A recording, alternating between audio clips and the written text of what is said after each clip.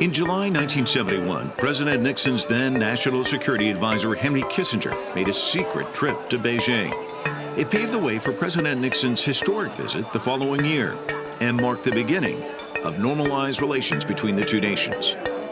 Freeman was on that 1972 trip as Nixon's main interpreter. When you look back on this trip, can you share some of the moments that seemed the most valuable during that trip? Well, in fact, I was mainly interpreting in the official talks for the Secretary of State and the acting Chinese foreign minister at that time, Ji Pengfei. Those talks were about regional issues and areas of disagreement between the United States and China, which were many. We didn't agree about Korea, about the Vietnam War, the situation in Indochina, about Kashmir, about the role of Japan in the region, and various other issues. I was very impressed with my colleagues on the Chinese side. My overall impression was of a society which was really quite isolated from the world and quite backward. The United States had to fly in satellite Earth stations for television coverage. Television, to the extent it existed at all in China at the time, was little round screens, maybe 20, 25 centimeters across.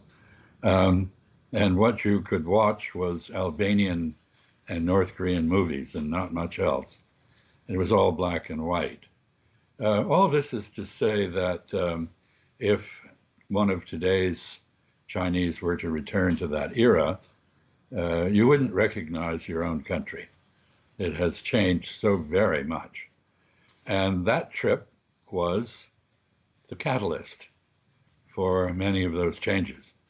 That trip opened the door for China to the world and enabled China to begin to play the important role that it now plays in global governance and global affairs.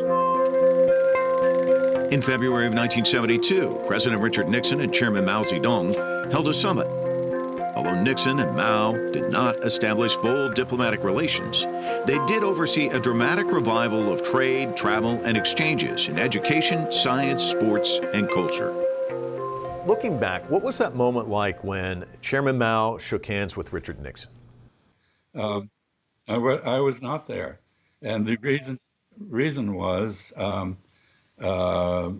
turf battles and bureaucratic antagonism between Henry Kissinger at the National Security Council in the White House and Secretary of State Rogers at the Department of State, plus President Nixon's paranoia about having people in the room he didn't really know, and he didn't really know me. So we wondered after that meeting, since there was no one there but the Chinese interpreting team. I think Tang Wensheng did most of the interpreting. There was nobody on the American side who spoke or understood Chinese. When you look at photos of that event, do you kind of think mission accomplished? Yes, actually, the first handshake was between President Nixon and Premier Zhou Enlai on the tarmac at the Shoudu Jichang. And yes, there was such a feeling because the main purpose of the trip was to open a relationship with China, which was under threat from the Soviet Union, and to help China stand up to the Soviet threat, because that was in the geopolitical interest of the United States. And just by reaching across to shake each other's hands, we symbolized the beginning of that process. How complicated were the negotiations leading up to the communique?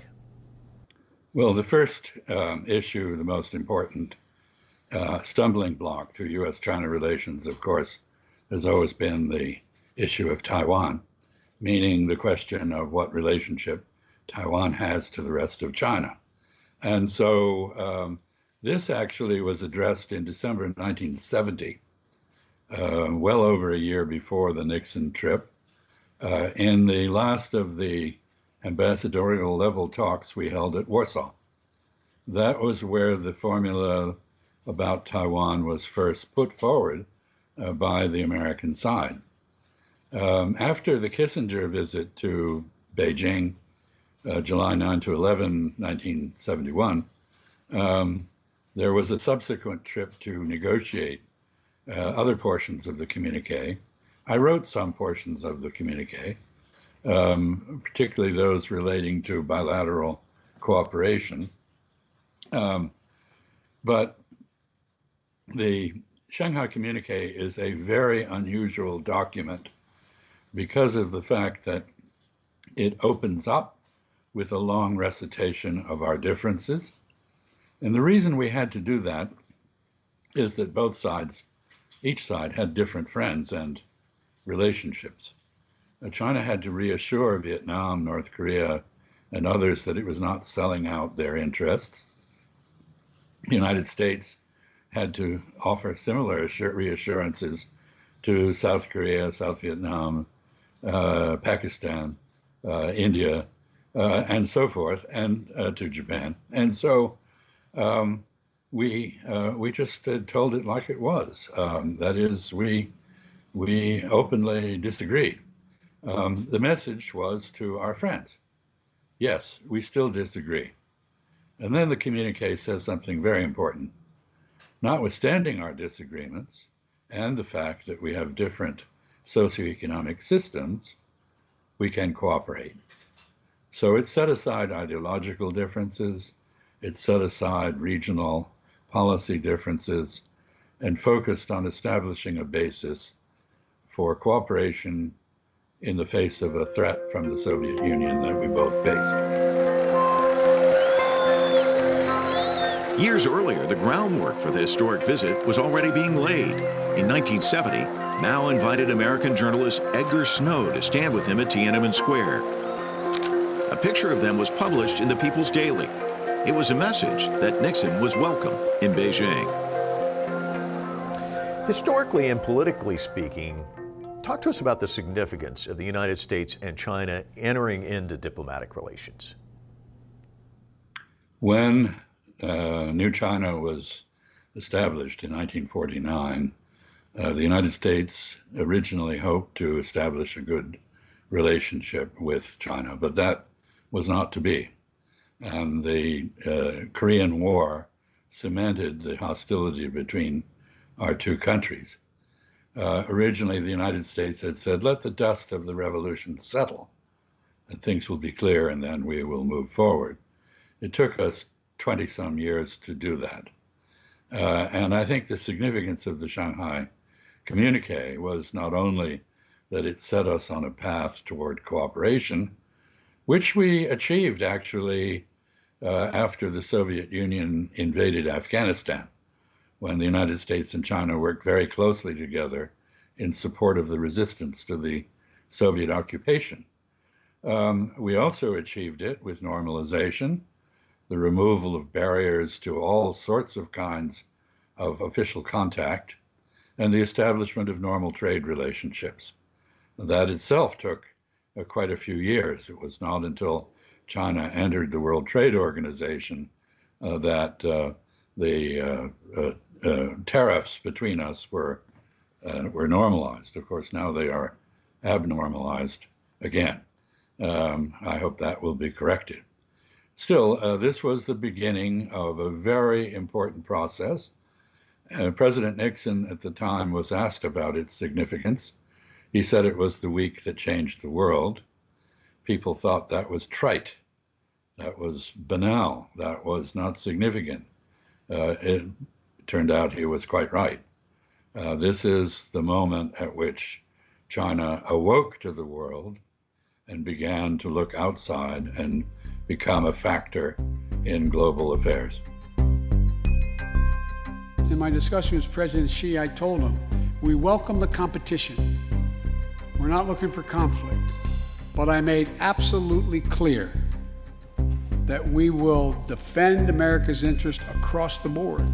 During President Joe Biden's address to Congress in April of 2021, he called for the United States to work against competition from China as tensions between the two nations simmer. What do you make of President Biden's take on China, where he sees China as a competitor? It's normal for great powers to compete. The question really is, what kind of competition? There are many kinds. I think rivalry is an effort by both sides, by each side, to excel, to outdo the other, to outperform the other. And it's a very healthy thing, because that kind of competition raises the performance of both sides. Adversarial animosity or antagonism, in which each side is trying to hamstring or hurt the other, to impose pain or to undermine the progress of the other, is not healthy. And it is a way station on the path to the third kind of competition, which is enmity, where each side wants to destroy the other. Unfortunately, we have passed from rivalry into adversarial antagonism, the second of these three phases of competition. I think we need to return to rivalry, each side focusing on improving its own performance rather than undermining or hurting the performance of the other. Will the current tensions between the United States and China continue to add to hostility in this relationship, do you think? Well, you have a saying in Chinese, 兵动三尺，非一日之寒. I think this didn't happen overnight, and it will not go away in a single administration. Unfortunately, in the United States, the one thing that most of our political elite seems to agree about is a suspicion of China. I think from the latest polling data I've seen, the same is true in China with regard to the United States. So these are deep-seated attitudes, and there's a temptation, particularly when countries are under stress in other areas, to want to focus on an enemy, some adversary that you can unite to oppose. The danger is that each side will fall into that trap and look at the other as a means by which to unify the people, the Chinese people or the American people. In other words, this is likely to prove quite durable. I think it's very injurious to both sides, but I remember the Sino-Soviet split very well. That took 20 years to begin to correct. I hope this doesn't take so long, but in many respects it has some of the same elements to it. Talk to us about the trade war. Do you think that a trade war with China is going to hurt the U.S. economy? The United States became very mercantilist, adopted practices of government-managed trade rather than letting trade be determined by the market, added a technology war to the trade war. I think this hurts both sides, and it certainly doesn't benefit the United States. I believe the studies show that it has cost perhaps 245,000 American jobs. It's shaved perhaps $350, $400 billion off of American GDP. It has had similar effects in China, but less so. I think the United States has hurt itself more than it has hurt China, but both sides have suffered damage. So it's a failure. It's a failure. The flip side of that is, do you believe China's growth in its economy can actually benefit the United States? Well, a lot depends on how China grows. China has a lot of systemic issues it has to address. I believe that to the extent that China continues on the path of opening and reform, it's good for China and it's good for the United States. But there is a lot of debris, damage from the past 4 years that has to be cleared out before we can clearly see the path forward.